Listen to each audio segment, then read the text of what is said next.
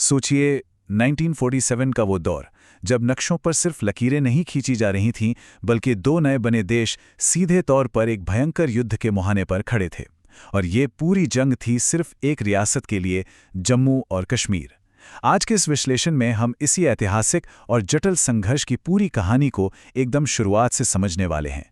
तो चलिए इस सफर पर चलते हैं। इस पूरे घटनाक्रम को अच्छे से समझने के लिए हम इसे एक कहानी की तरह क्रम से देखेंगे। शुरुआती राजनीतिक दुविधा से लेकर वो चिंगारी जिसने आग भड़काई, फिर युद्ध का मैदान और अंत में इसके वो नतीजे जो आज भी हमें प्रभावित करते हैं। तो आइए सबसे पहले उस अजीबोगरीब दुविधा की बात करते हैं जिसने इस पूरे विवाद की नींव रखी।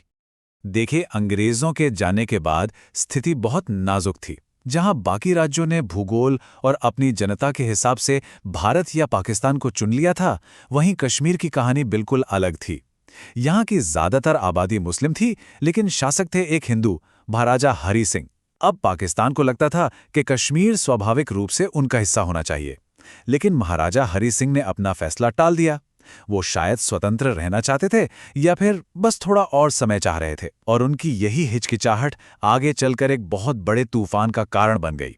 जाहिर है, ये हिचकिचाहट हमेशा तो चल नहीं सकती थी, और जल्द ही वो चिंगारी भड़क उठी जिसने सीधे तौर पर युद्ध को जन्म दिया। ये देखना वाकई हैरान करने वाला है कि 1947 के आखिरी महीनों में हालात कितनी तेजी से बिगड़े। सितंबर में पश्चिमी पंजाब में दंगे हुए, और फिर 22 अक्टूबर को हजारों सशस्त्र पश्तून कबायलियों ने कश्मीर पर एक बड़ा धावा बोल दिया। उनका मकसद एकदम साफ था, सीधे श्रीनगर पर कब्जा करना और महाराजा को सत्ता से उखाड़ फेंकना। ये कोई छोटी मोटी घुसपैठ नहीं थी, बल्कि एक पूरा सुनियोजित आक्रमण था। और इसी भीषण आक्रमण ने हालात को एक ऐसे अहम मोड़ पर लाकर खड़ा कर दिया जहां एक ऐतिहासिक फैसला लेना मजबूरी बन गया। जैसे जैसे हमलावर श्रीनगर की तरफ बढ़ रहे थे, लूटपाट और तबाही का मंजर खौफनाक होता जा रहा था। घबराकर महाराजा ने तुरंत भारत से मदद की गुहार लगाई, लेकिन यहां लॉर्ड माउंटबेटन और जवाहरलाल नेहरू का रुख एकदम स्पष्ट था। भारतीय सेना तब तक वहां कदम नहीं रखेगी जब तक कि कश्मीर कानूनी तौर पर भारत का हिस्सा नहीं बन जाता। और इसी के चलते 26 अक्टूबर 1947 को इंस्ट्रूमेंट ऑफ एक्सेशन यानी विलय पत्र पर दस्तखत हुए, जिसने भारतीय सेना के दखल को एक ठोस कानूनी आधार दे दिया। कागजों पर दस्तखत होते ही ये कूटनीतिक कशमकश सीधे एक भयंकर युद्ध क्षेत्र में तब्दील हो गई। अब जरा इस बात की गंभीरता को समझिए। दस्तखत के ठीक अगले ही दिन यानी 27 अक्टूबर की सुबह सुबह भारतीय सेना की पहली सिख रेजिमेंट को लेफ्टिनेंट कर्नल जुबैगर के नेतृत्व में हवाई जहाज़ों से सीधे श्रीनगर भेजा गया। जवानों ने रातों रात श्रीनगर हवाई अड्डे के आसपास मोर्चा संभाला और इसे दुश्मनों के कब्जे में जाने से बचा लिया। ये बचाव सिर्फ एक हवाई अड्डे का नहीं था, बल्कि ये आगे आने वाली पूरी सैन्य मदद के लिए एक जीवन रेखा थी। लेकिन लड़ाई सिर्फ श्रीनगर तक नहीं रुकी, ये बहुत तेजी से पूरे इलाके में फैल गई।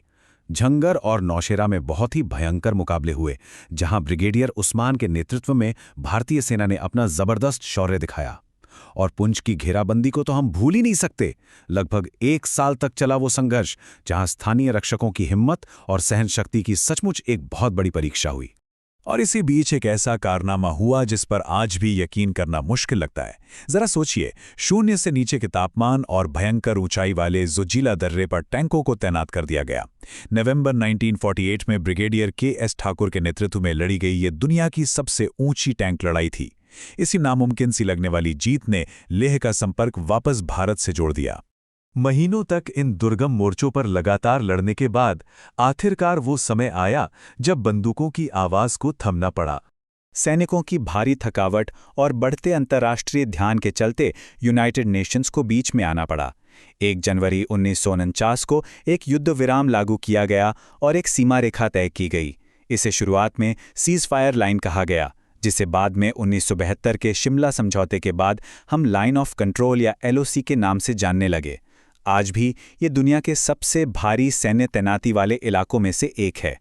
अगर हम इस युद्ध विराम के बाद के नक्शे को देखें तो जमीनी बंटवारा कुछ इस तरह हुआ। लगभग 66% हिस्सा भारत के नियंत्रण में आया, जिसमें कश्मीर घाटी, जम्मू और लद्दाख का बड़ा हिस्सा शामिल था। और बाकी का लगभग 34% हिस्सा, जिसमें गिलगित, बाल्टिस्तान और वो इलाका जिसे पाकिस्तान आज़ाद कश्मीर कहता है, वो पाकिस्तान के नियंत्रण में चला गया। अब आते हैं इस कहानी के सबसे अहम हिस्से पर, इसकी विरासत।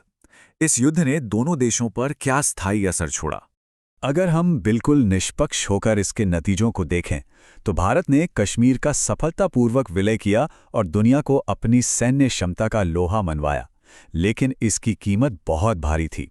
संसाधनों का नुकसान, अंतर्राष्ट्रीय मंचों पर कूटनीतिक दबाव और सबसे बड़ी बात, एक ऐसा सीमा विवाद जो हमेशा के लिए गले की हड्डी बन गया। वहीं दूसरी तरफ पाकिस्तान की बात करें तो उन्होंने कश्मीर के एक हिस्से पर कब्जा तो कर लिया और अपने वैचारिक रुख को मजबूत भी किया, लेकिन वो अपने मुख्य लक्ष्य यानी पूरे कश्मीर को हथियाने में पूरी तरह नाकाम रहे। और एक और बड़ा असर ये हुआ कि इस युद्ध ने पाकिस्तान के अंदर एक ऐसी सैन्यवादी मानसिकता को जन्म दिया जो आज तक वहां गहराई से जड़े जमाए हुए हैं। सच कहें तो 1947 का ये टकराव महज एक शुरुआत थी। इसी ने लाखों लोगों के विस्थापन का दर्द दिया, सीमाओं पर हमेशा के लिए फौजें तैनात करवा दी और आगे चलकर 1965, 1971 और 1999 के कारगिल युद्धों की एक मजबूत नींव रख दी। ये सिर्फ एक युद्ध का अंत नहीं था, बल्कि दशकों लंबी अस्थिरता की शुरुआत थी। भू राजनीति और सेनाओं की चालों से थोड़ा पीछे हटकर सोचें तो हमारी स्रोत सामग्री हमें एक बहुत ही कड़वे सच की ओर खींचती है। युद्ध में कोई असली विजेता नहीं होता, सिर्फ हारने वाले होते हैं, और वो होते हैं आम नागरिक। बड़े बड़े फैसले तो कमरों में हो गए, लेकिन इसकी सबसे बड़ी कीमत उन आम लोगों ने चुकाई जिनका घर, परिवार और जीवन हमेशा के लिए छिन गया। आज इतने दशक बीत जाने के बाद भी ये मुद्दा पीढ़ियों को बांट रहा है। इस पूरे विश्लेषण के अंत में एक बहुत ही गहरा सवाल हमारे सामने खड़ा होता है। क्या ये दोनों देश कभी इस पुराने और गहरे घाव को भरने का साहस जुटा पाएंगे? क्या 1947 की वो लकीरें कभी दिलों से मिट पाएंगी? इसी विचार के साथ मैं आपको यहीं छोड़ता हूं। सोचने के लिए बहुत कुछ है।